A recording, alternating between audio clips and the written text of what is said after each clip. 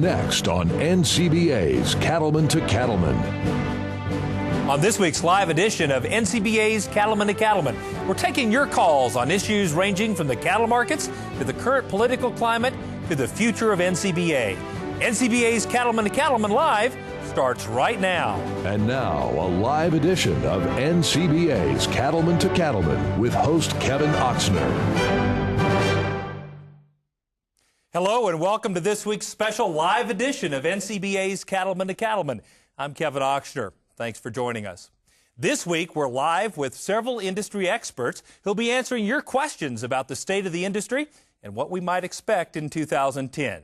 Let's begin by introducing you to our guests.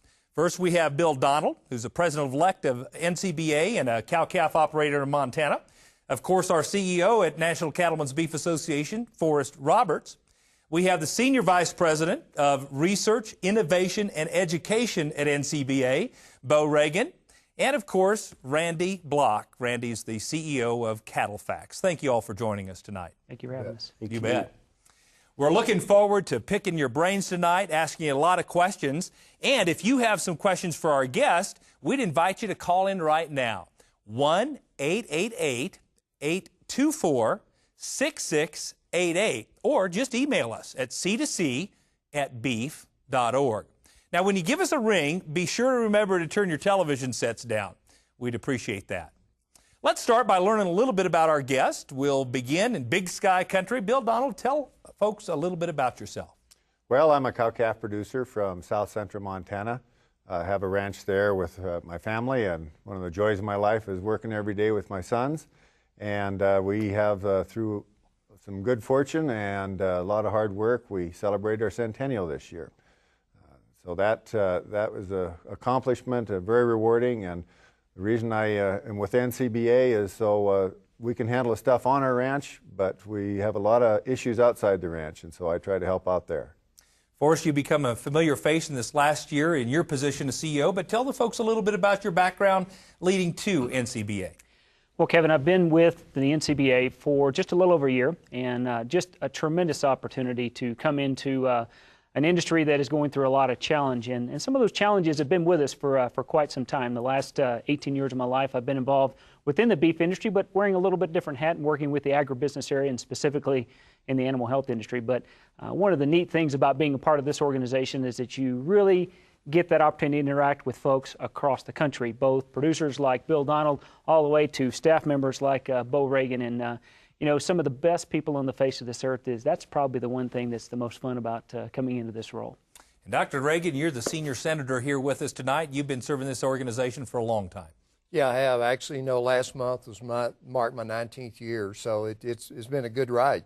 I have the pleasure of working with our REI team, a Research, Education, Innovation Group. We're the knowledge guys. We're charged with developing the science-based information that we need to address the industry issues that we're dealing with today. It's been a great job. It's something we enjoy doing every day because we're always working right on the cutting edge. And like Forrest said, we get to work with a lot of great people, not only internally, but producers we get to work with all the time. Just a super deal. That's great. Well, your staff has a lot on your plate, and we're looking forward to asking you about that. Randy, a lot of people have seen you on Cattleman to Cattleman. They've seen you at conventions across the country delivering your State of the Union addresses and reports. Tell us a little bit about CattleFax and about yourself.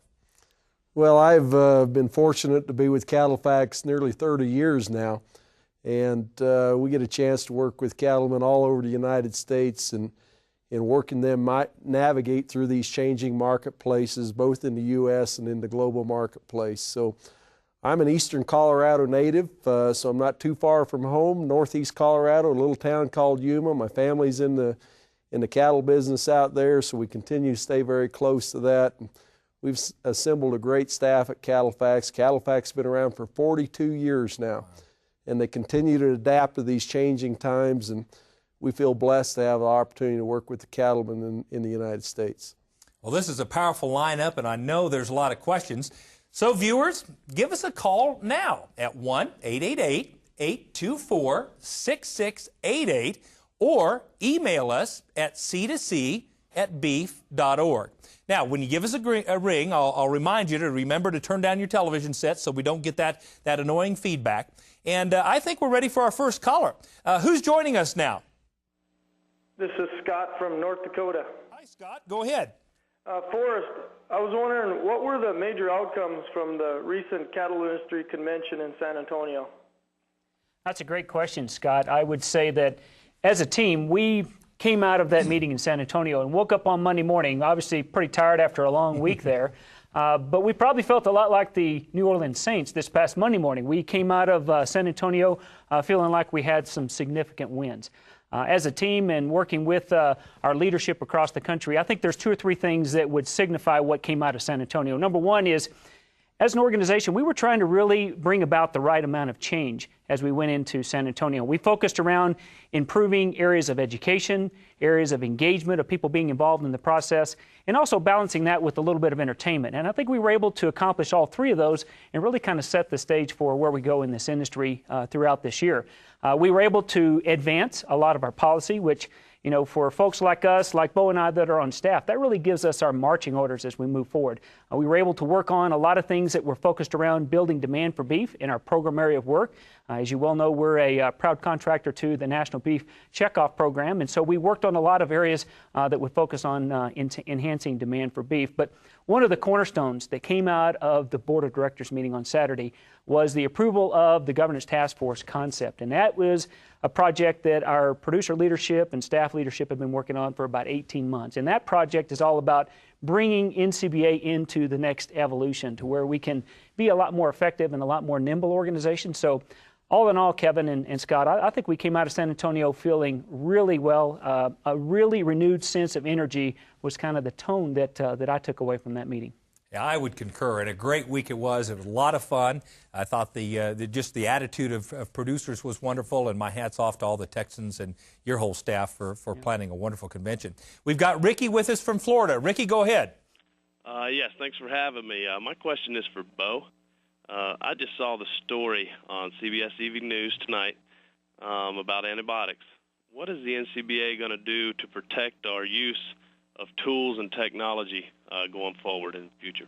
Ricky, we were watching that story too, so Bo, I'm anxious to hear what you have to say. Yeah, that's a great question. It seemed like we seem to be hearing about antibiotics in a lot of different places. You know, what we're doing, you know, we're working through our research program. We're doing a lot of work with allied industry. Our D.C. office is working very hard on that too. The big issue that we've got, we need to get the facts out. You know, if you listen to that story tonight, you heard a lot of stuff in there that's just absolutely not true. You heard a lot about MRSA. You know, there's a lot of correlations with MRSA being related to pets, dogs, cats. We know that you find a lot of it. People have been hospitalized, people in nursing homes. The work that we've done at NCBA, we've looked at that. We have not been able to find it in the cattle that we've worked with. So, you know, from our standpoint in cattle, we do not think that's a major issue. The thing I would tell you about antibiotics, again, people don't understand how we use antibiotics in our industry. They think antibiotics is our first line of defense. It could not be anything further from the truth. We use health herd management through genetics and through nutrition, good management practices. We use vaccines just like we use preventive health in humans. I think that some of the things I know Forrest can visit with you about too, we're looking at some of the work coming out of Denmark. 10 years ago, they did away with all antibiotics. That's going to solve all their problem. There's a 30% less use of antibiotics, but the usage level's down, but they're using about 150% more antibiotics today than they did then. They have health problems in their animals. Mortality is up. And the important thing, they're talking about antibiotic resistance in the health of their folks that live in Denmark. That hadn't changed. And so I think we have to rely on facts like that. Plus the work that we've done, we're not seeing it. People have to understand too, our government is very heavily involved in monitoring antibiotic residues, antibiotic resistance. That's an ongoing program. And the drugs that we use in animal health are actually, they're more scrutinized than human health. Well, Forrest, I would add to that as well. I mean, you spent a lot of time in this industry, and from your perspective, What do you think we need to do in order to maintain the access to these very important products in our healthy beef industry here in the United States? Yeah, Kevin, I think the first thing is to anchor off of what Bo was just saying about what happens and what are some of the practices that are in place. And every animal health company out there is very supportive of judicious use of antibiotics. Those practices, those rules of the road, if you will, they're in place, and those are core expectations that we have of the entire beef industry, is to be able to follow those rules, follow those expectations, because those tools they're critical production tools. Why might that be so important? Why are they so critical?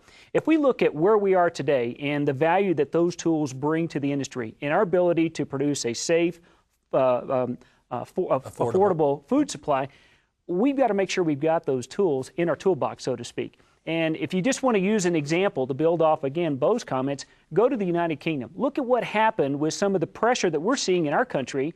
And what was an outcome in that country is that those rules of the road set forth by their government took those production tools away from them. And today what you see is not only an increased use of antibiotics in other areas that they didn't use or perceived to be there before, but as a country, the UK is now a net food importer. So those unintended consequences, those are some really key things that we're watching very closely, because that is the last thing we need to have happen here in the United States. Yeah. And clearly we as producers have a responsibility to use those judiciously and utilize programs like EQA and others to make certain that we are responsible in the use of that. We've got a caller from Iowa. I think it's Sparky, if I heard that correctly. You did. This is Sparky from Iowa, and thank you for having me, and great show. My question actually is for Bill Donald, and I'd like to know if he could tell me what are the big issues facing cattlemen in Montana these days? Well, you know, just like the rest of the cow-calf producers, most of Montana's cow-calf, we do have a small feeding segment, but what we're looking at in the cow-calf segment in Montana is things like the new animal ID that Secretary Vilsack just came out with, where they're discontinuing the NAIS, and they're going forward with a new animal identification program that we're hoping will be have more flexibility than the NAIS did. It will empower the states more, and it'll be hopefully more of a cooperative effort between the states, the state vets, the tribes, and industry. And so we're looking at that as being a big plus. The other thing that we are looking at is some of the legislation coming up with the cap and trade, impact that might have on increasing our costs. The death tax is a much unresolved issue right now. This year there is no death tax, but with that there comes that looming over there in 2011. It goes back to its full fury. Right. So we've got some serious work to do there. On that level, what we'd like to do is get an exclusion for agriculture if possible. There was an amendment offered in the House that way. And if we could get something like that done, and then plus raise the exclusions as high as we can get done, so we can pass these ranches on to the next generation. You better not tell your boys that there's no death tax this year. It may be a dangerous year for you, Bill. Yeah, maybe I better not go home. Well, keep those calls coming. Oh, I'm sorry. We have another caller right on the line. Barb is with us. Barb, go ahead. Good evening, gentlemen. I have a question specifically for Randy. Randy, I've got cattle on feed. What can you tell me about the cattle markets in 2010, especially in late spring, early summer, and then also reflect a little bit on where you see the corn markets going? Perfect. Maybe a specific date, Randy, like May 28th or something. I don't know. Go ahead. Great question. Well, Barb, we've had a situation in here where weather is playing a role in our markets in here. We've had a very difficult winter season in the northern plains states. We've seen more of those conditions move further south in here in the last few weeks. The industry's done a great job of marketing cattle here over the last 60 days. We're moving into our seasonally tightest supplies as we move forward in here into the April time period. The market is poised to move higher. I would expect that the market will move into the low 90s on fed cattle here between now and mid-March. And so we'll have a nice run in prices in here, and it should give producers an opportunity to make some money on these cattle, where the lion's share of the break-evens on cattle that will be marketed between now and spring are going to be in the upper 80s. So looks like we're going to have a chance to make some money on these cattle coming forward. Relative to your question on corn, we don't see corn prices changing a lot. As we look at where we are with stocks-to-use ratios with today's report, it puts stocks-to-use ratios at about 13.1%. That tells me that corn prices are going to stay in here around $3.75 for an annual average. We'll have some volatility around that, you know, from down here in the low threes up in here to the mid fours for the year, but I don't look for a big change in that. The big risk is going to be, are we going to be able to get this corn crop in the ground with all the moisture situation that we have going into spring? So that's the time period I'd be watching corn for some increased volatility. Yeah. Well, I'm enjoying this discussion, and we certainly have more to come. Keep those calls coming. It's really great to get these questions from all across the country. Give us a ring with your questions. Just give us a call at 1-888-824-6688 or email us at c2c@beef.org. When you give us a ring, again, remember to turn those TVs down just as you've been doing. We'll be right back.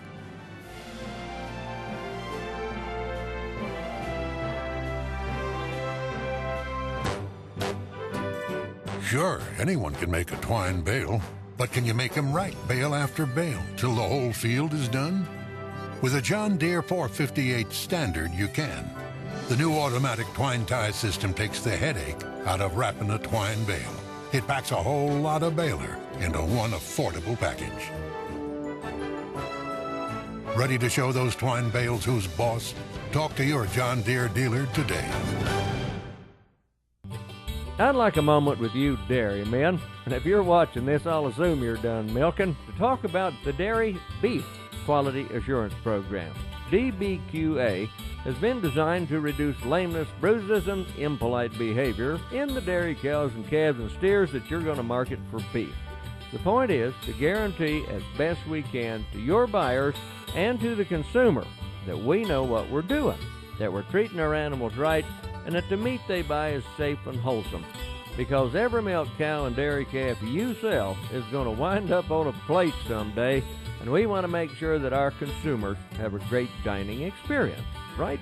Dairy BQA helps furnish you with management tools and useful information to increase the value of the cattle you market.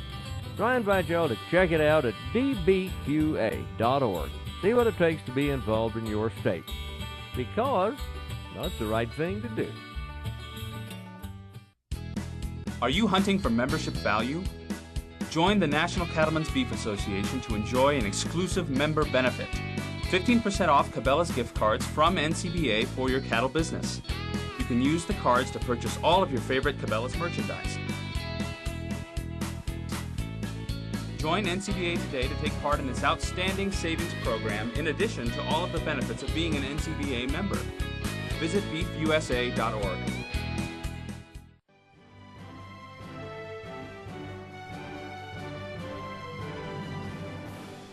Welcome back to this week's special edition, our live edition of NCBA's Cattleman to Cattleman.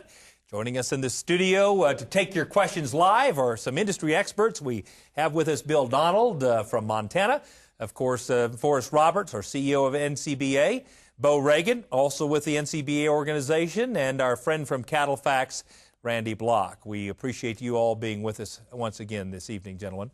I believe we have our first caller on the line. We've got a couple callers from Georgia, I'm told, both of whom have questions around source and age verification. Fred, I'm going to start with you. Go ahead.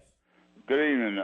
I've sold several loads of cattle this year, which were natural and source verified, and I don't feel like I got paid for my trouble.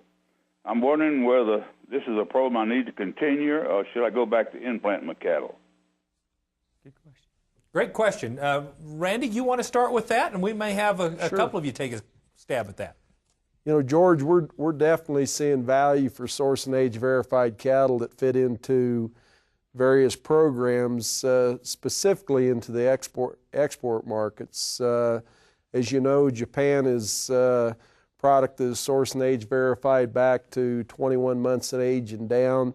That's been a good opportunity for producers that are plugging product in or animals into production systems that are producing products to meet those specs. So there's been some very good premiums in that. Obviously, when the supplies are tight during certain times of the year, those premiums are larger. When we get into the typical late spring, those premiums aren't near as large. So I would encourage you to continue to explore getting closer to one of the systems out here that is producing cattle specifically for that, and I think you'll have some much better results. Bill, do you have a different perspective on that? No, I think you make a good point, Randy. If those cattle are going to fit that under 20 month, there could be $3 to $4 a hundred premium on them. But the other thing I think is important is if you're going to go to that extra work to have a natural, to have a source and age verified, you have to do a little bit work on the marketing and get out there and talk to some of those buyers that are going to be using those type of program cattle and tell them that that's what you got. And it doesn't just end when you sell them. You've got to maybe do a little work pre-marketing to get the best benefit out of that cost. We're going to keep this moving. We've got a call from the other side of the country. Nate is with us from Washington. Go ahead, Nate. Yeah, I got a question here. Why do we, the U.S., import about 1.5 million head of cattle from Canada with no health control? And since 2003, there has been 17 cases of BSE. Why are we still importing when we only export 5% of total U.S. cattle?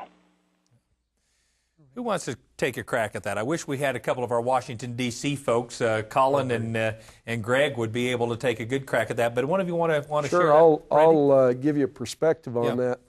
Obviously, we've traded for years with Canada. Canada is not only we bring in fed cattle and some feeder cattle from Canada. We have for decades now.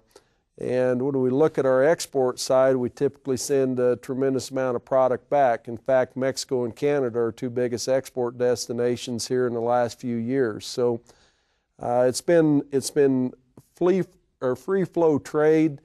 I think all of the health requirements that those animals have to meet, I think they've proved that those animals have met those.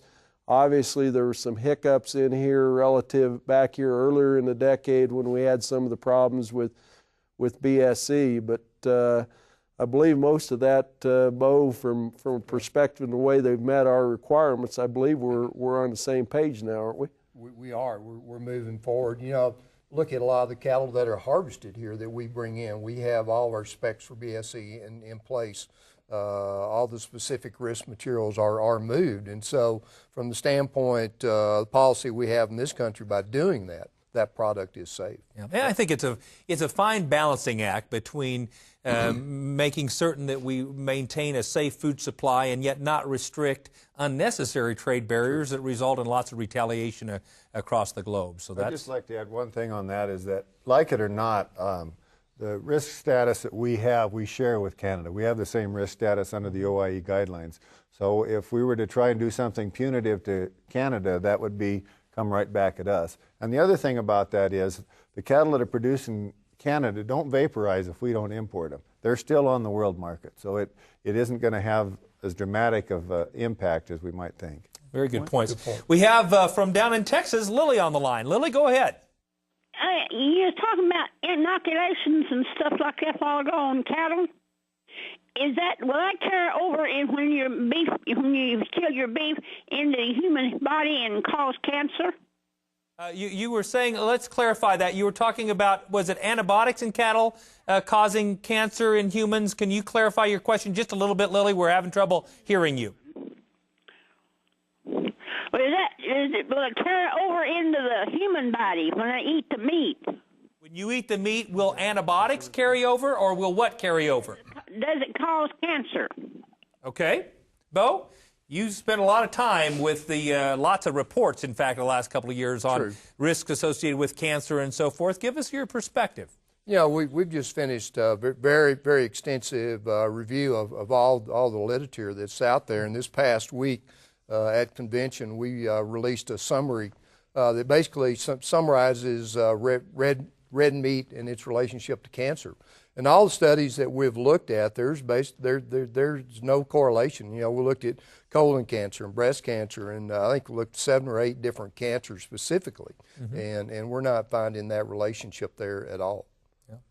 Very good. We've got another caller. It sounds like Chuck is with us from Missouri. Chuck, who's your question directed towards? Well, I'd just like to know what your view is on the future of a small cow-calf operation. Randy, take a crack at that. Obviously, this country full of a lot of small cow-calf operations in this age of margin pressures and consolidation. That's a great question. It is, and I think it's one, as you look out here at the industry, you look at the land-based requirements we have, the production requirements for cow-calf operations. I'm very bullish for the long-term opportunities for smaller cow-calf operations. There's no real limit there. There's opportunities in here to breed, grow high-quality animals, whether we have 50 head or we have 500 head. And I think that's the beauty of our marketplace here in the U.S. So I don't see any size requirements or restrictions for cow-calf producers that would limit their opportunity to be a viable entity here in the U.S. Very good. I'd like to echo that optimism. We're in the cow-calf segment, cow-calf and yearling, and I tell my boys, we got to get cowed up because this ain't going to get good.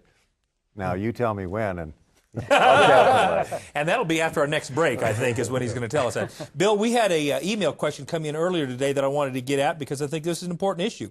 How is NCBA maintaining a firewall between checkoff and policy through your reorganization? Critically important question for all of us who want to make certain that those checkoff dollars are still available, right? That is a good, excellent question. And I think it's critical that we understand and make the point that there is a strong financial firewall. And this reorganization is not about money. It isn't going to bring any more checkoff dollars to NCBA. It isn't going to allow any checkoff dollars to be used for NCBA policy issues or programs. It is that would be illegal if against the act and order if we transferred that money across that firewall. The leadership and the accounting department work daily to ensure that that firewall is healthy. The only thing that has to do with money with this is to give the producers the best buck for their hard-earned dollars, and this reorganization will impact that by making NCBA more efficient and more effective, not by violating the Beef Promotion Act and Order. That's good to hear. Okay, I would maybe add to that, Kevin. When you look at what we've just come through with the concept that's just been approved, as Bill said, it has everything to do with making NCBA a more effective organization, more nimble. These issues are so complex, and if you think about what's happened go back over the past couple of years, we've gone through compliance audits where we've been able to look at, okay, is everything sorted in the appropriate way from a financial accounting perspective, because of the respect that we have as an organization for the firewall and the references that Bill made. But I think the other thing is important to know that as you look at balancing and respecting how we look at maintaining that firewall and the accuracy of that, we're looking at a structure that's being accomplished in other states around the country where they have more of what we call a two-hat state, where they have one board of directors that focuses on making those decisions that are germane to the industry and to that organization. So there are some clear examples where we've been very respectful to that firewall and will absolutely continue to as we go forward. It's a great discussion. I appreciate your input. Thanks all of you for emailing and calling. And don't forget, you can join NCBA today. Just give us a ring at 1-888-824-6688 or email us at C2C@beef.org. We'll be right back. Stay with us.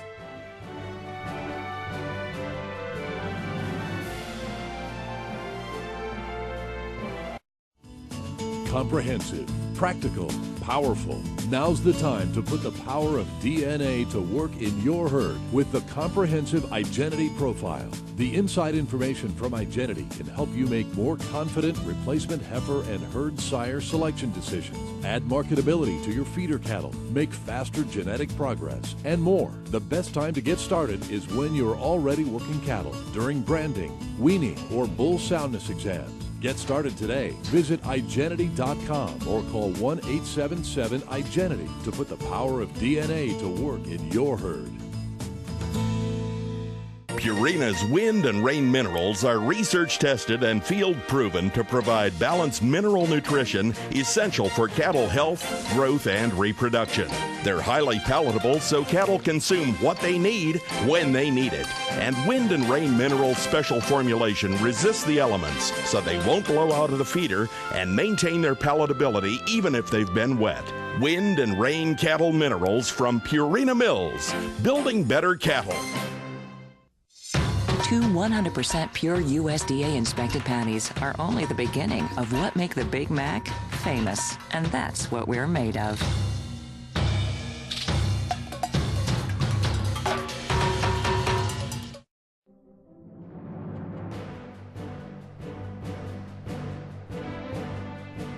Welcome back. Thanks for joining us for this special live edition of NCBA's Cattleman to Cattleman. Our panel experts are still taking your questions. Just call us at 1-888-824-6688 or email us at C2C@beef.org. Again, remember to turn that TV down when you give us a ring. We appreciate that. And let's return to the phone lines. But before we do, I'm going to throw this question to you, Bill. This came in via email. Russell from Montana wanted to know what are states in the northwestern United States doing to address the issue of brucellosis? Well, that's a good question and very pertinent to our area. We have had outbreaks in the 3 states that surround Yellowstone National Park, and working with APHIS and the state vets of Montana, Idaho, and Wyoming have come up with a plan where we have a designated surveillance area right around the hot spots of the park, and under that, those producers will have to have in-herd testing and adult vaccinations, and they'll have to bleed breeding animals before they'll export them. The rest of the states will not be under that classification. Say if you're in northern Montana and they do get a reactor down around the park, that wouldn't necessarily lose our whole class-free status. So it's a step in the right direction. There's some work to be done on it, some fine-tuning, and hopefully at some point we can get to the root of the problem, which is eradicating the disease from the wildlife. That is really what needs to happen. Yeah, it's a great point. We're going to go to the Cornhuskers today. We've got Scott on the line from Nebraska. Go ahead, Scott. Yes, I'm a commercial feed stock producer. We sell black baldy heifers. We AI them, synchronize them for 30-day calving period to easy calving bulls, and ultrasound them, scour guard them.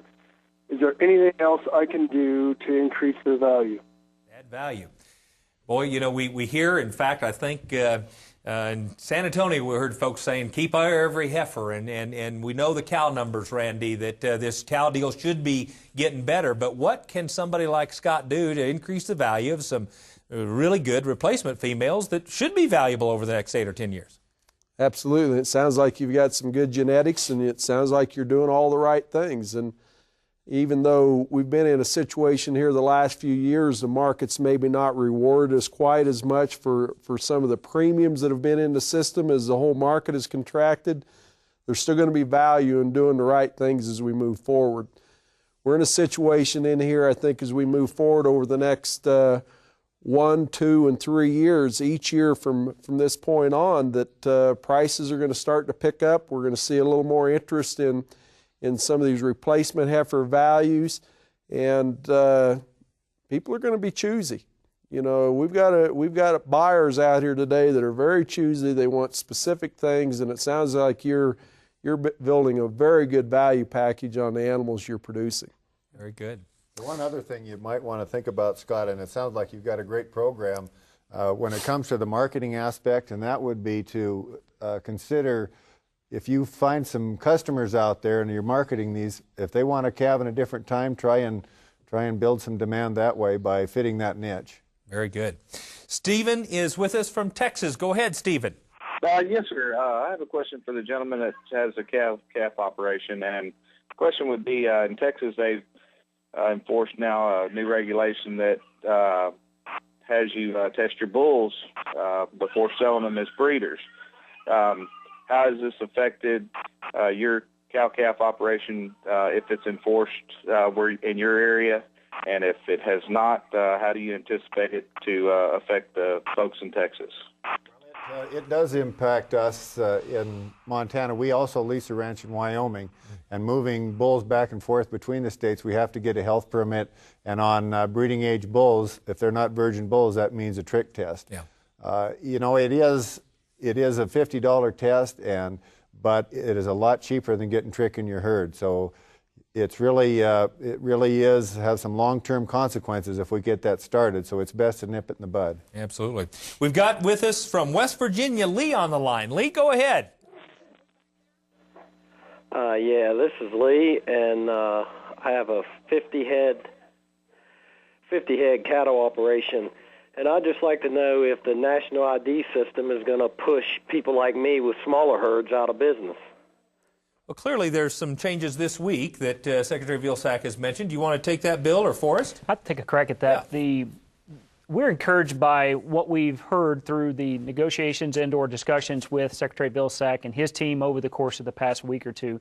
What we're beginning to see is that when you look at implementing a program like this, a program that no doubt can move at the speed of commerce, but also has the flexibility for small herds, like what this gentleman in West Virginia is referencing. I think that is one of the cornerstones of what we are putting in place in those discussions with USDA at this point in time. So it's one of those that has to be able to utilize some of the current technologies that are out there today. It has to be able to be managed through a private database, and we think that that'll be really, really pivotal to not only whether you're a large-scale producer or a small-scale producer. So the flexibility of what this program would look like, that is what is going to be the center of focus within our discussions as we go forward with USDA, so that we don't have a system that puts someone that is at a 50-cow herd at risk.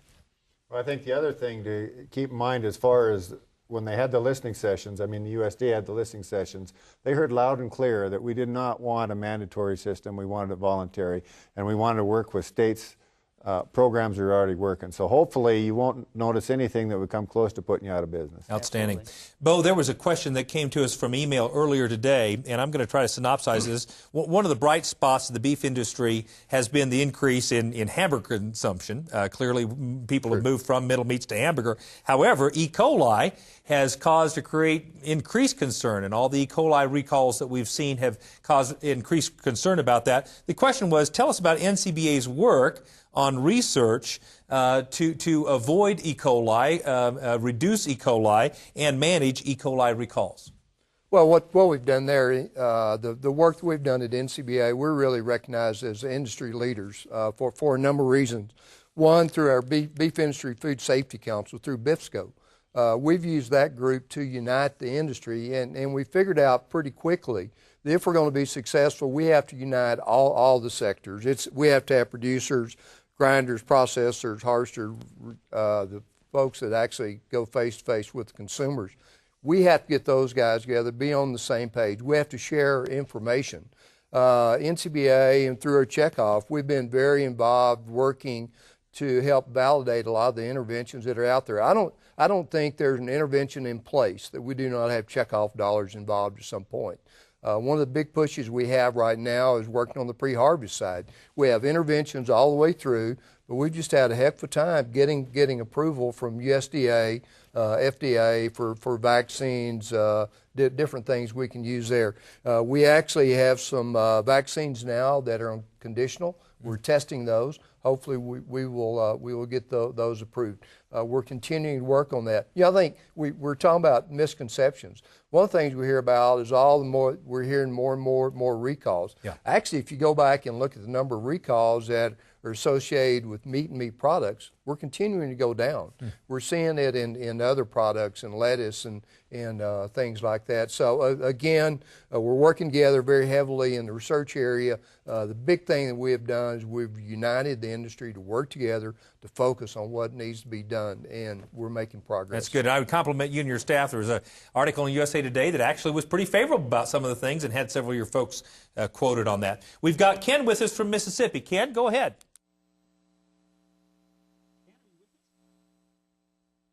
Well, while we're waiting for Ken, Bo, maybe you might want to tie into that, because the other thing that's closely related to that is the whole beef safety and food in the school lunch program. A lot of press has been written by that just over the last, month or 6 weeks. Do you want to respond to that? True, yeah. I think the number one thing that we need to remember about the school lunch program, to my knowledge, and talking to guys at USDA, there has never been an outbreak that's associated with the school lunch program. The discussion that we've had with AMS at USDA, they've asked us to come in and work with them, share with them our experience, get the industry leaders to go in and meet with them. We're talking about going in as a group and helping look at what they do in their program, their standards. What can they do to improve those? So again, they're working very closely with the industry, moving that forward. But again, to date, there have never been any outbreaks. Or do they do the same thing that McDonald's or Jack in the Box or Burger King does? No. But what we're doing is that we're going to look at what we can do to come closer together and make that process even better. That's outstanding. We have Debbie from Indiana. Debbie, we're sorry about your Colts, but go ahead with your question. Thanks. We appreciate it. I wanted to know what you thought about the Bureau of Animal Health doing away with their meat inspection at the slaughterhouses or the processing plants. Which inspection? Which inspection are you speaking of, Debbie? Go ahead and clarify that question, if you would, please. Where we take our meat, like if we take our meat to the processing plant to have it as a private industry, a private person. A local processing plant is what you're talking about. They have cut that. They're cutting that out, so the meat will not be inspected. So the meat won't be inspected from your local processor. It's not in other words, they are, I presume, through some funding cuts, reducing the number of USDA inspectors that are coming to local processing plants. And we sell beef ourselves. Are fortunate to have a couple plants within our area that do that. What's your sense of that, Mo? Well, I would like to see that inspection continue. You know, it's served us well through the years, and I think it's a state-by-state deal. Yeah. I would expect if we go there, we should be able to get some federal assistance to help get those programs up and going, keep them going. So is there any suggestions you have for somebody like this is trying to sell beef and really does want it USDA inspected, but for whatever reason, again, they're losing? Well, I think what you need to do is you really need to go to your state health association. You need to go to your state Department of Agriculture and work with them to get the program that you feel like that you need in place. Okay. Candy's with us from New Mexico. Go ahead, Candy. Yes, my question for the panel is, Mexico ships cattle to the United States. I'm a seed stock producer, and we used to be able to ship seed stock to Mexico, and we can't now since the BSC deal. And what I would like to know is when Mexico is going to allow us to ship seed stock back to them. I don't know. Forrest, do you know? Does anybody have a crack at? Well, we've got a situation now with Canada and Mexico, as Randy outlined earlier, our number one and number two trading partners. That when you look at some of the aftermath and the impact of mandatory country of origin labeling, you've got a trading relationship that is strained at best. So as we work through the WTO case as it relates to mandatory cool, hopefully that will be the issue that can be resolved. Now, as far as whether this has a direct consequence of what is being outlined here for this gentleman, I'm not sure I can answer that question. Yeah. But one could only expect that because of the sensitivity that's there with our trading relationship, there might be some aftermath that might spill over into a few other areas. And that we should mention, for some of these questions, these folks need to contact us via our website and get them in touch with a couple of our folks in the Washington, D.C. office, a couple of your staff members that can go directly to the heart at a couple of these issues. We had with us a moment ago Bruce from New York. Bruce, are you still with us? Yes.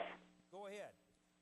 I'd like to know why we're importing more beef than we're exporting beef with lower regulations on the other countries than we've got here. Okay, the import versus export equation, a hot topic on one of our last programs, and I think interesting to speak to the difference in terms of what we export and the value we get from some of those exports. But who wants to take a crack at that question? I'll take a shot at that one. Yeah. In order to be in the import market, they have to have inspection regulations that are equal to or better than what we have in the U.S. Our USDA makes annual trips to those countries. They inspect those plants. Are they in that plant every day? No. but the way the regs are set up, it's what we call the equal to law.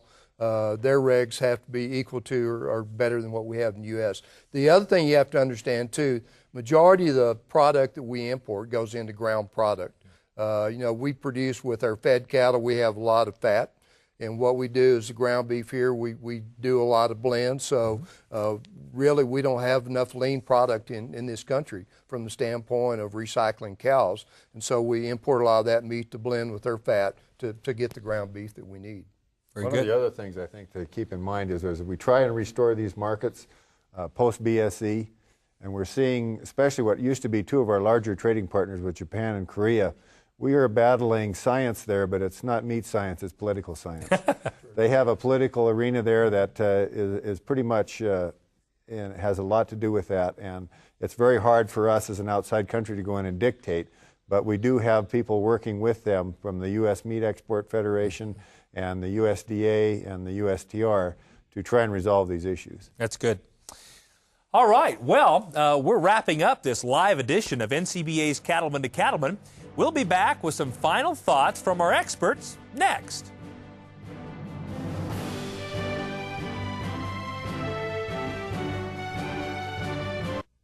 AgriLabs invites you to take the Titanium Challenge. Claims, counterclaims, and more counterclaims. How are cattle producers supposed to make an informed decision when it comes to vaccines? AgriLabs is challenging you to check the facts. We're so confident about our vaccines, we're daring you to compare. Titanium does not impact feed intake or cause any profit-robbing side effects. Titanium is the industry leader in true Type 1 and Type 2 BVD protection. AgriLabs vaccines are produced on our unique signature cell line. We optimize upfront to deliver the most consistent end product. Compare for yourself. You'll soon see what thousands of cattle producers already know. Titanium is the leader in safety, efficacy, consistency, and value. Take the Titanium Challenge. Contact your AgriLabs representative, visit agrilabs.com and click on the Titanium logo, or call 800-542-8916. Profit, confidence, value. That's what you get with Tri-Merit, a USDA process-verified program brought to your operation by Global Animal Management Incorporated. Tri-Merit's data management system certifies traditional health processes, as well as verifies age and source of individual and groups of animals. To learn more about how Tri-Merit can play a positive role in your operation, visit mygamonline.com.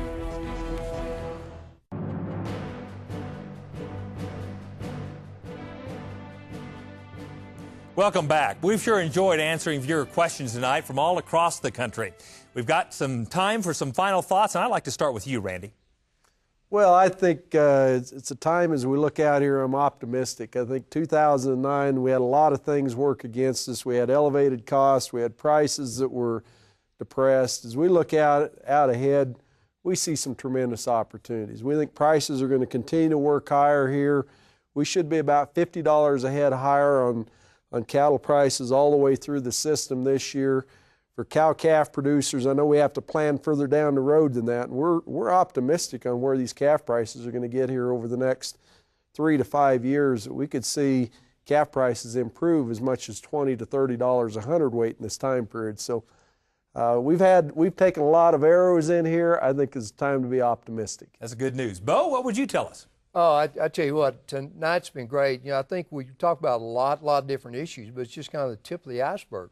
I think one thing that hopefully that came through is that we have a lot of major issues that we're dealing with our industry that can not only affect our profit line, but the future of where we're going to be 10 years from now.